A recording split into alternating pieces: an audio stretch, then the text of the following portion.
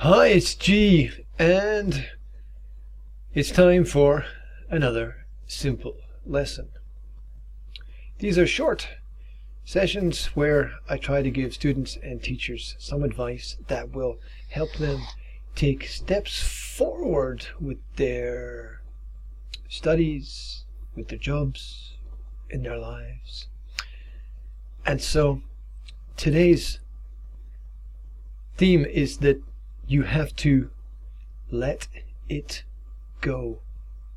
There are some things that we're holding on to that we need to release if we're going to take steps forward.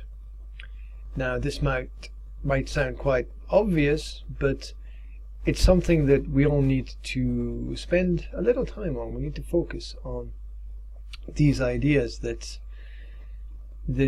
sometimes we need to put down stuff that we're carrying if we want to pick up new things in our life and progress. And this means that we need to think about having experience, and with the experience growing, and after a certain period of time letting go, and then moving on to another phase of our life where we can grow and develop a little bit more. It's necessary to reach out to others as well. Once we progress through any phase of our life, it's necessary to reach back and to reach out to others and to help them get through problems that they are maybe having during that stage of their life. So letting go allows us to progress. It also allows us to reach back and help others. So sometimes we need to leave behind some of the ideas that we have, to put them down, to put them to one side. We can return to them at some point if we need to.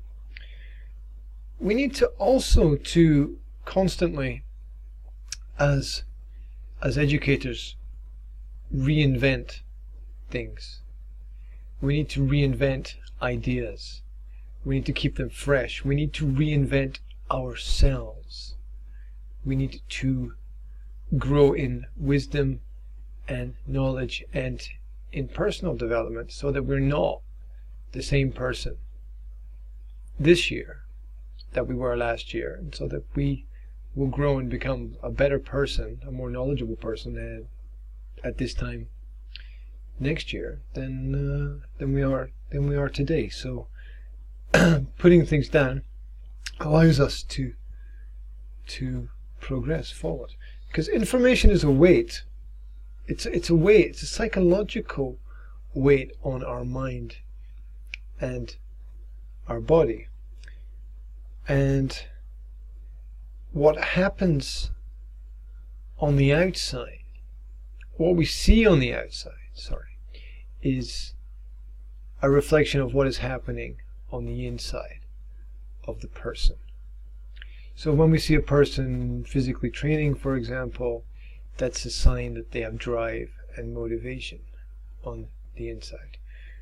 When we see a person who's moving slowly and maybe they're overweight and they've got these big bags under their eyes, could just be they're having a bad day and not feeling too good, or it could be a sign that they need to make some changes in their life to improve areas.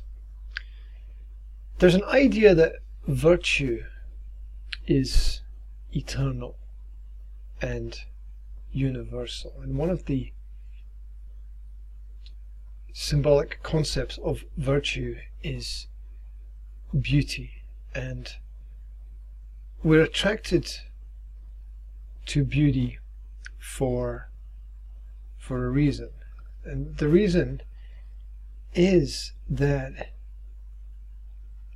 there's a symbolism that exists within the beauty outside, reflecting the beauty inside, that is related to our ability to deal with situations and problems in life, to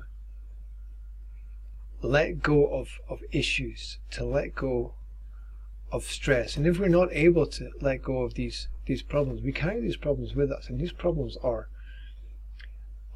visible. So in a sense, letting go can be a very virtuous experience for a lot of people. So this letting go is an opportunity to refresh ourselves.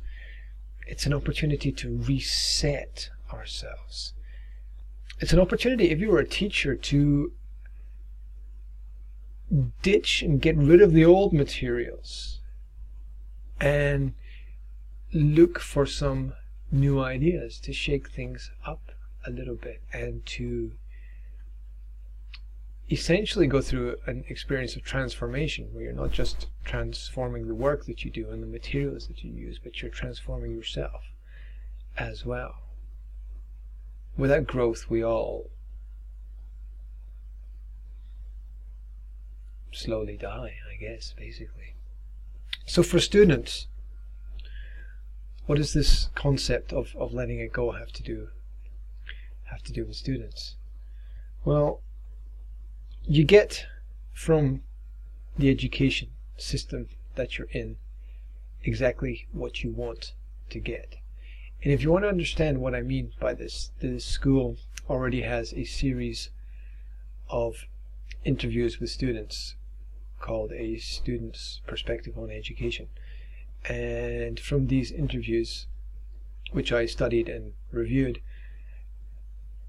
I came to the conclusion that you get what you want. All of my students are intelligent, but some do better in the school system than others. So why do some do better than others when they're all intelligent? And the answer to that is that those who do well in the system understand the system, understand how the system works, and have decided that they're going to take what they can from the system while they can. They know that they can't change it. They know that they can't change the school system and the administrators and the classrooms and the teachers. So they're in it for what they can get out of it. They don't have a choice. Students in a lot of countries don't have an option to not be in the classroom, to not go to school. And so you've got to take what you can get. And if you focus on that element of the positive, you can pull from the system the things that you need. You can go to the teachers that you like and say, hey, I want more, and I need your help with that. And the teacher is there to help and should listen.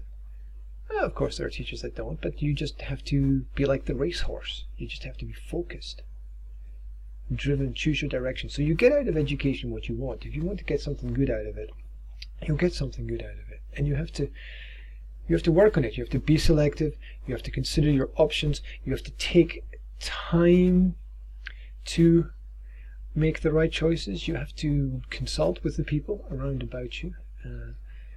Consult with people who have been through the experience, who are more knowledgeable, and then slowly move forward. All things have their time and their usefulness, and then after a period of time, many things become superfluous and obsolete.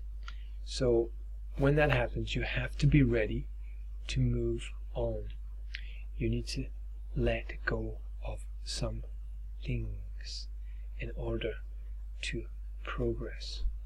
So we can't carry everything with us wherever we go. Sometimes you have to put down stuff if you want to pick up stuff.